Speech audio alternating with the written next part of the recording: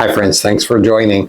Glad you could be here today. We're going to talk about something that is important to everybody, and that's mortgage rates. Now, mortgage rates, of course, are based on federal rates and what they are lending money. So it changes constantly. We know they're pretty high right now, but they've been much higher. Like in the 1980s, I remember them 14%. So what we're going to find out today is what they might be in the future, this coming year, and also the different products that some of these mortgage companies have. Specifically, I'm going to be talking to Brett Willett from Pike Creek Mortgage, who services mortgages throughout Delaware. So Brett will tell us all about what he thinks is going to be coming on, what's going to be happening with the mortgage rates, and also some of the products that they offer. So stay tuned. We'll see Brett right now. All right, thanks for seeing me today, Brett. It's really great to hear everything about what's going on with the mortgage situation now. Yeah. I remember, I'm way older than you. I remember the 1980s, they were 14 and 15%. Yeah. So what's going on today in mortgage rates? Yeah, so mortgage rates today, I mean, it's definitely been sporadic this year. It's been up and down. The past week or so, actually, they've had a nice little run. So kind of a nice run downwards where probably about a week and a half ago, we were talking for conventional loans sitting probably in the lowish sevens to the point where they've had a run to probably 6 3/4-ish. Talking even mid sixes to upper sixes, and really seeing some government loans as well in the low sixes. Now that's for a 30-year conventional? For the 30-year conventional. What about 15? 15 is a little bit lower. So 15's been a tricky market for us, and I would even say so since rates started rising kind of back in 2022.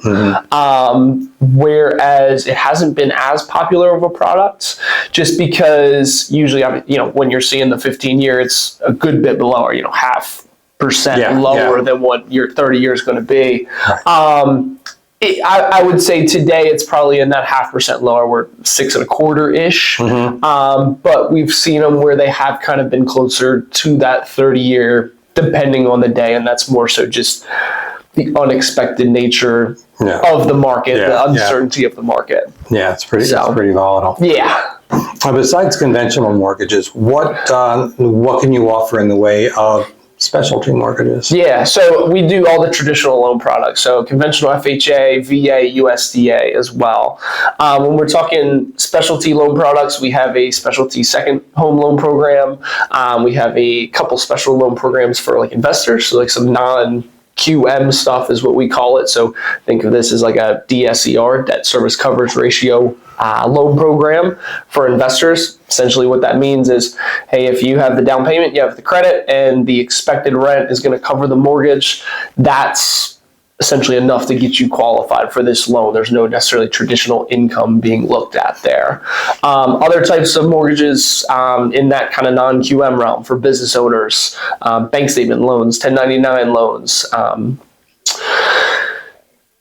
just different ways to kind of look at folks' income, especially for your self-employed folks that tend to write off a bunch of stuff in their taxes, right? It's just a different way to look at that income and kind of find qualifying income versus a traditional way.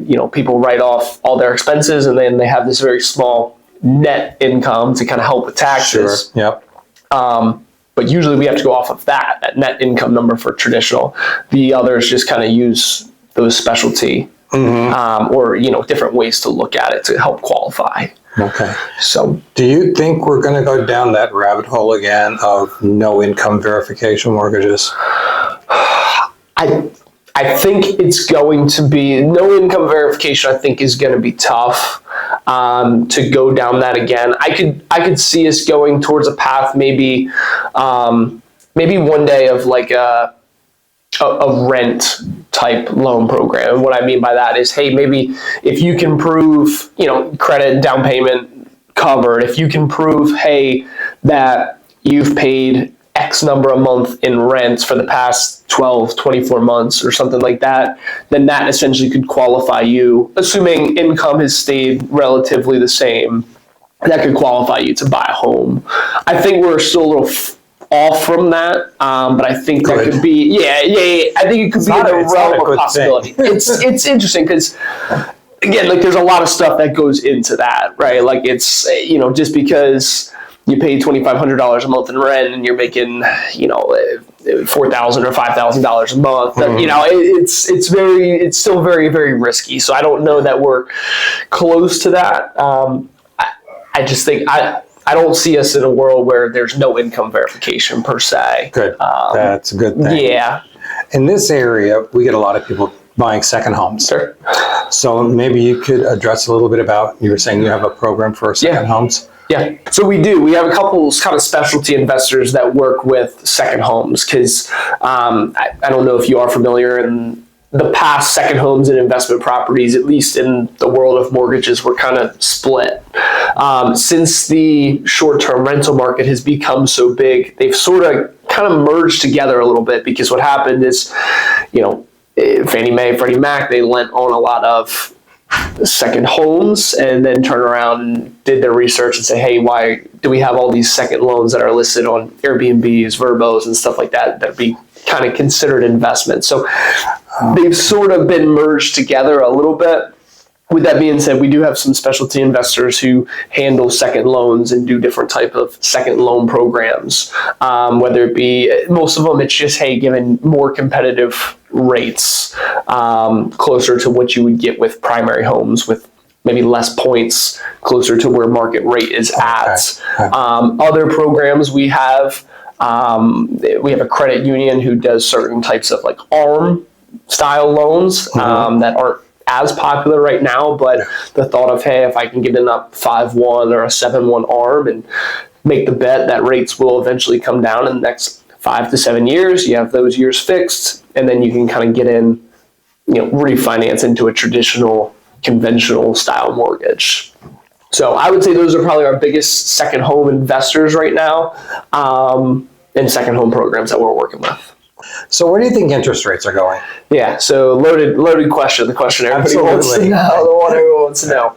So I will say I think right now there's a lot of uncertainty in the market, and that's kind of why rates have tended to be held higher. There's a fight and kind of a battle between, hey, in the macro economy of the United States can unemployment be kind of controlled, and can we continue to kind of fight the inflation down? And I think last year we got to a point where inflation was kind of getting under control, getting closer to the Fed and their sort of goal marker of 2 to 3%.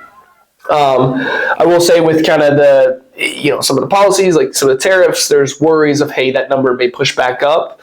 And right now I feel like the Fed is in a position where they feel like, hey, we're doing okay. Maybe we're not crushing it, but we're doing okay and we have some time to wait.